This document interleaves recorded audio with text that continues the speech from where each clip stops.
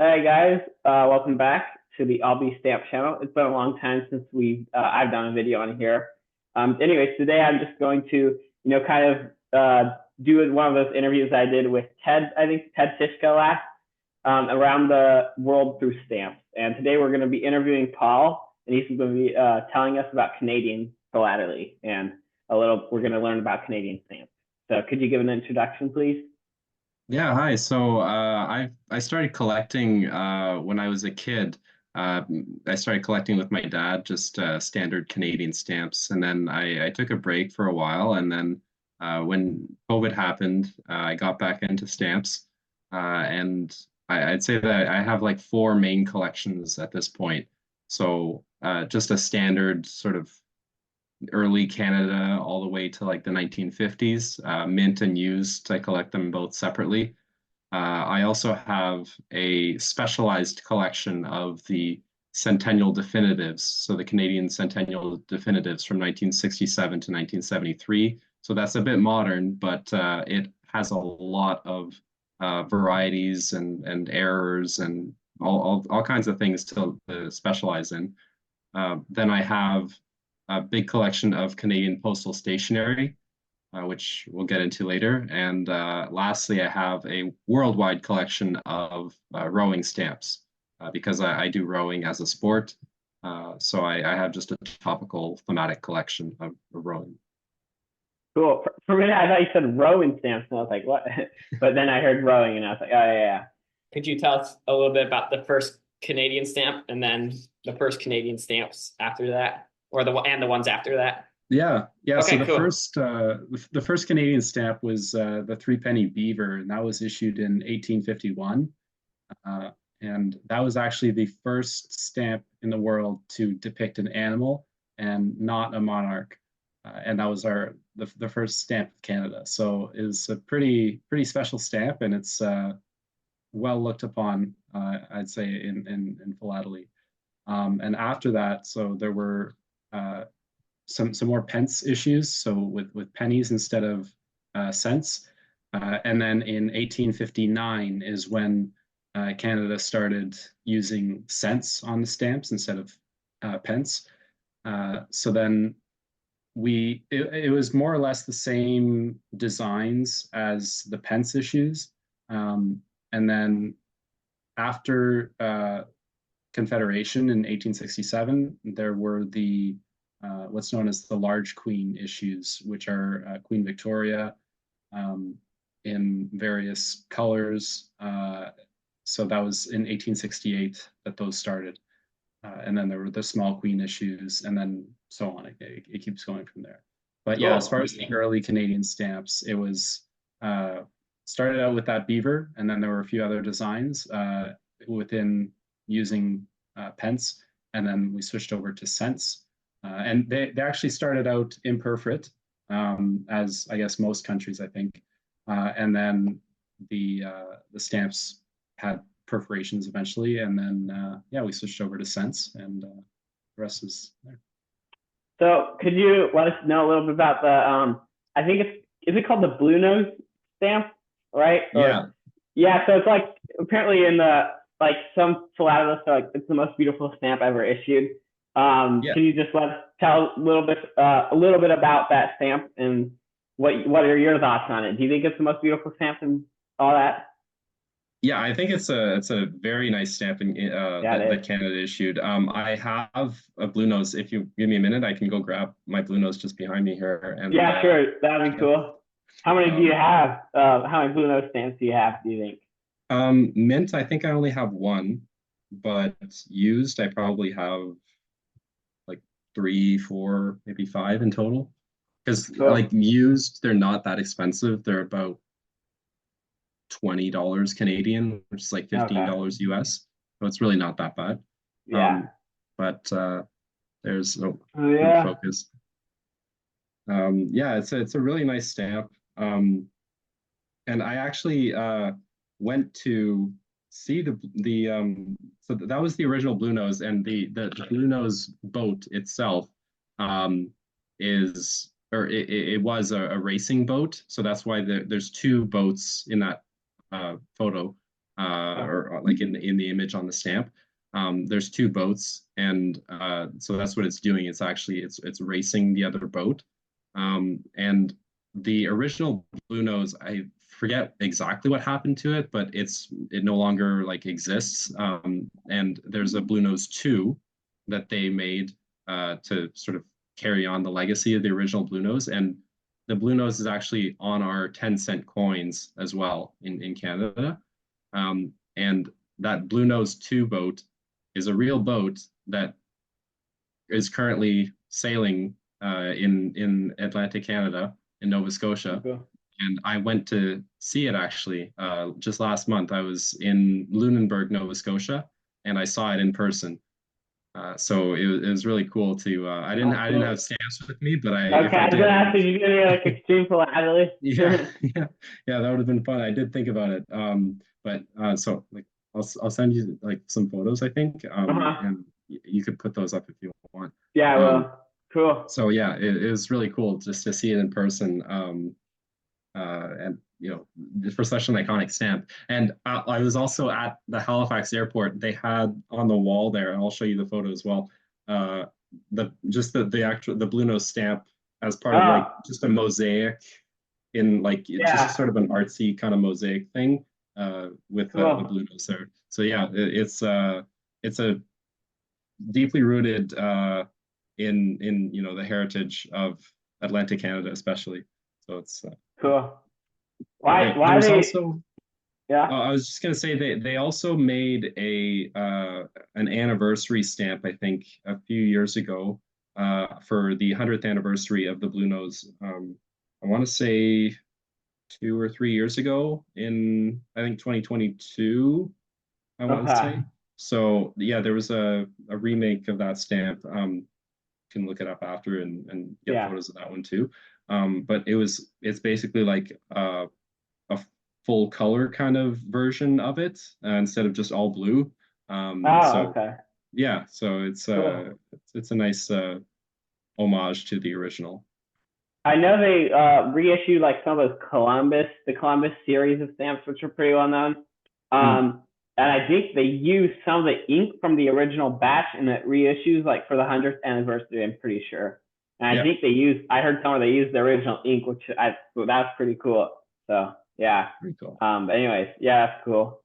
Anyways, I know you mentioned Nova Scotia when you're talking about it, the Blue Nose. And can you let us know a little bit about all the colonies that are now part of Canada, but before they were part of Canada, like which colonies were part of Britain and other places?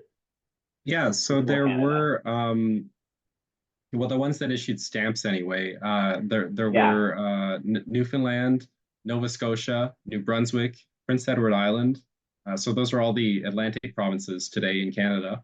And there was also British Columbia and Vancouver Island, and British Columbia and Vancouver Island as a joined entity. So that's on the west coast of Canada. So all of those issued stamps on their own as their own entity before joining the nation of Canada. Yeah. Cool. Okay. Can you know that first stamp that was like the Christmas stamp issued by Canada? Oh yeah, the mouse stamp. Yeah. Was that like the first Christmas stamp? Yes. Okay. Do you know like enough to say a few sentences about it? I know it was Christmas 1898, and the one thing about that stamp is that to get a used version, especially like on a cover, so that it's pretty common to find it on a cover. It's worth maybe $10 to $20 on average, I'd say. But most of those covers are in 1899. So because Christmas is right at the end of the year, it's rare to get covers that are from 1898. So those covers from 1898 are worth more because it was such a short period to get it canceled. That's cool. So yeah, so that's sort of an interesting fact about it. But there's also like the two versions of it. So there's the one with well, at least in collecting, I don't know if that was like an intended thing, but in collecting, there's the number 85, I guess is if I can go with the catalog numbers, which has the slightly grayer water, and 86 has the bluer water. Okay. So I mean, and there's also like varieties within those that are like, there's like the muddy waters variety where it's like the Oh water yeah. looks like brown or muddy or something.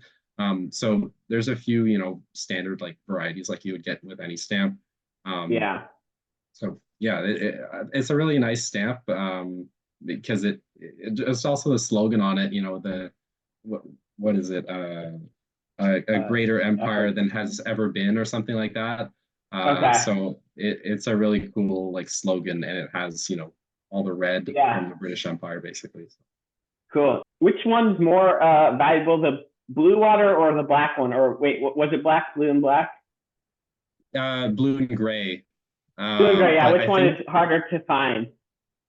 uh, they're they're both, I would say, fairly common. I think the blue water one is maybe marginally more valuable, but I don't think that's because of rarity. If I Yeah. recall, I think that's just because it's more attractive to look at, because it's Yeah. nicer blue water. Okay. But yeah, no, they're both, I think, about the same in terms of rarity and value. Okay. Now let's talk about those two, the two error stamps that are pretty well known that you had in mind. Yeah, so the main one is the super well known, the St. Lawrence Seaway invert. So there was a joint issue between Canada and the US about the St. Lawrence Seaway, which is that, waterway that Canada and the US share along the Oh. northeast, of the US. So that stamp, the Canadian version, I don't think there's an invert for the US one, but the Canadian version, the so it it looks like the center is inverted, but it was actually technically the non-center, so like the Oh framed yeah. portion that was printed upside down. But like if you're gonna display it, you want to sort of look at the text right side up, and then it looks like Mhm. the inside is inverted, but it's the other way around. But Yeah. that's the most famous. And I've actually seen and held with Tons uh, a copy of it Oh. in the mint and used, and those are worth, I think, catalog value at least 10 or 15,000 Canadian. So it's very Yeah. expensive. I forget exactly how many exist, but they're very rare. They're sort of like the inverted Jenny for the US, Yeah. because they're just so sought after. And I think there's a lot of forgeries. Some are Okay. like more crude than others. So some people will literally take like normal stamps and just like using like the scalpel or X-Acto knife or something, cut out the middle portion and just glue it upside down on another stamp. Yeah. Um, I mean, those are easy to see that they're fake. Yeah. But and I think I actually got one of them on like when I bought some stamps a few years ago. I got on like just the postage. I saw it was like, oh, hang on, that's upside down. But then I looked at Oh, it from the cool. side, and I could see, oh, it's actually, you can see like the little raised portion in the middle because someone glued Yeah. something on it. So yeah, they're not. Those are obviously not worth anything. They're just cheap Yeah. forgeries. Where did you get to hold those ones in real life? Where was Yeah, that? so that was at Sparks Auctions. They had a Okay. big sale, I think it was last year, where they had this massive sale, including, I think it was number three, the stamp number three from Canada, which is worth like 200 or $300,000 Oh Canadian, wow. which I got to as well hold in the protective sleeve and everything. Yeah. So it was just awesome to see. Like I flipped through. I went with my dad and we just flipped through the books, and the manager of the auction was there. He like I made a special appointment to go see the stamps there, and I got to see all these super valuable stamps, including this Crazy that other that air. like. Oh yeah. Yeah. I was just gonna say it's crazy that like a little piece of paper is worth like $200,000. Yeah, exactly. I was just thinking like Yeah. this is worth as much as a small house, and I'm holding Yeah. it in my hand. It's insane. Yeah. So yeah, that Anyways, was sorry, yeah. What were no, you that gonna was say? yeah, it was just surreal seeing that kind of Yeah. value. So including at that same place, I saw another error which is really famous about the blue nose, which Oh, is the man on the mast variety.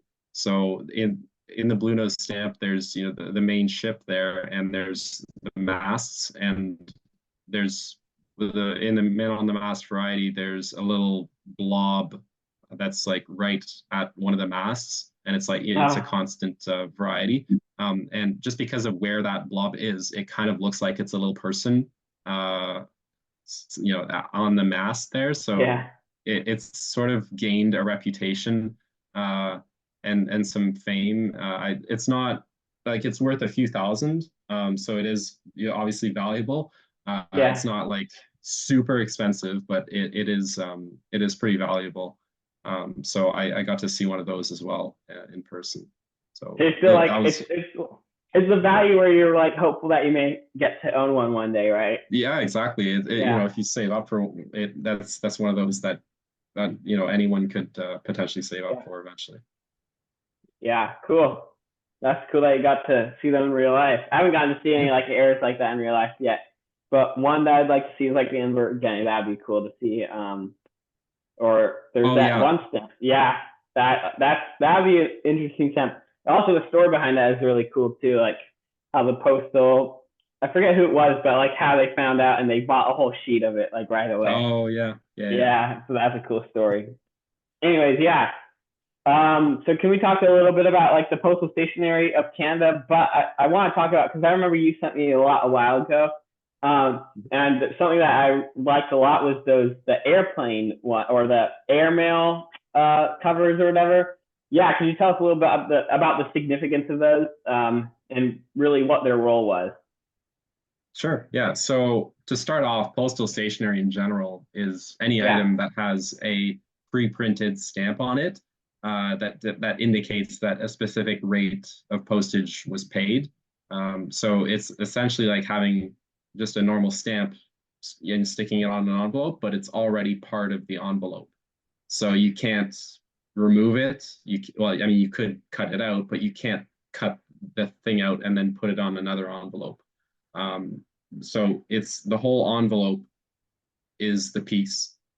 So for Canada, this would include government issued envelopes, postal cards, postal bands and wrappers for newspapers and catalogs, letter cards, aerograms, and letter sheets. And Newfoundland also issued some postal stationery, but the other provinces did not. So just Newfoundland did.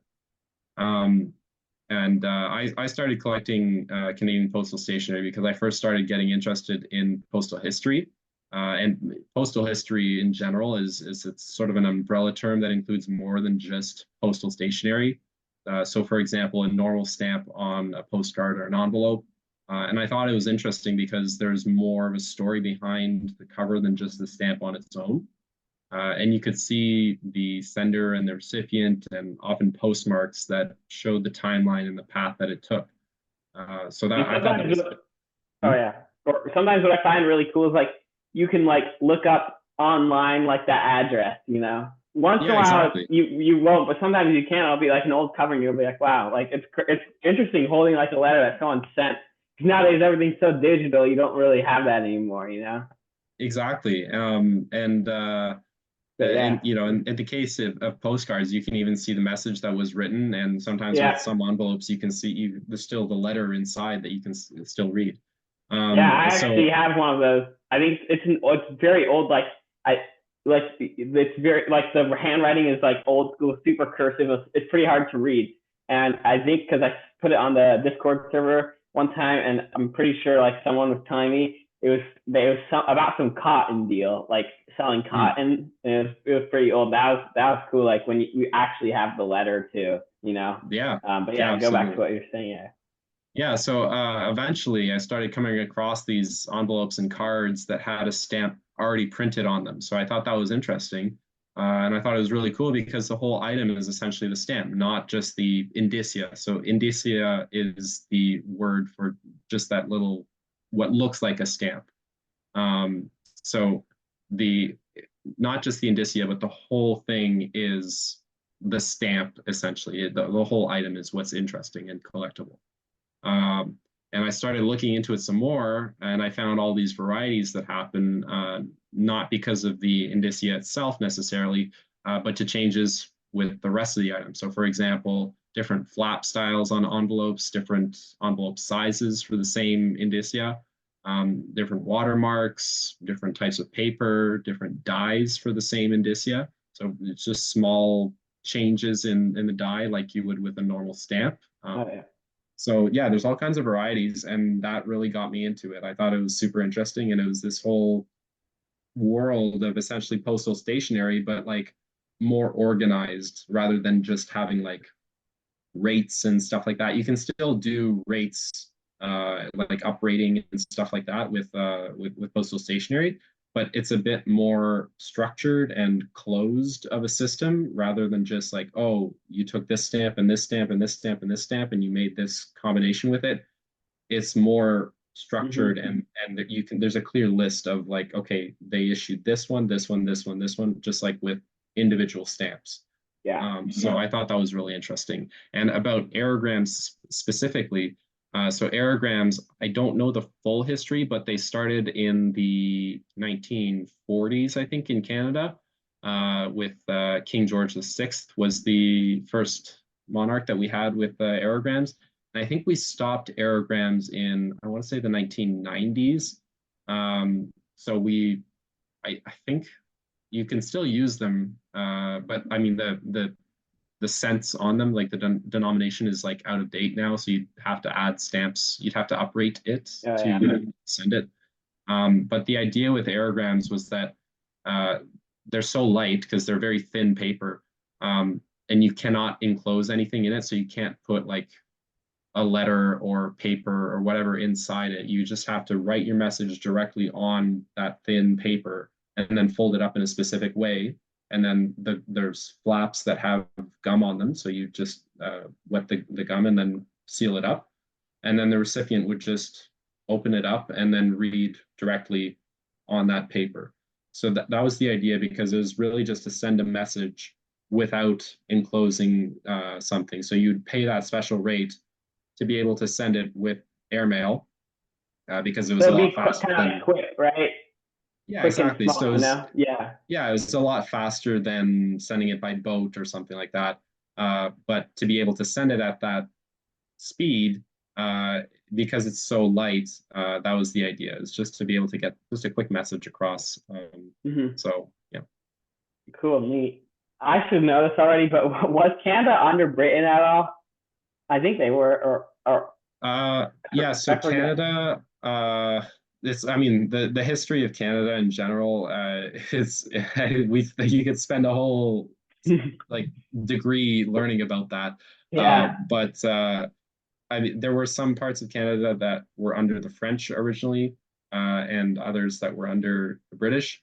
Eventually, the French lost, and everything became under British rule.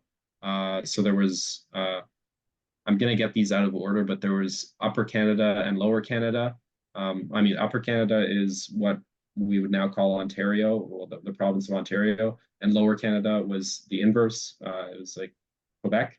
But there were the Canadas, and then it was just they were all together, the province of Canada, and then we created confederation with New Brunswick and Nova Scotia. So the original four provinces were Ontario, Quebec, New Brunswick, and Nova Scotia. And then eventually, it's sort of like in the US, eventually other provinces joined. I forget the exact dates, but a few years after that, Prince Edward Island joined, and I think Manitoba was soon after as well.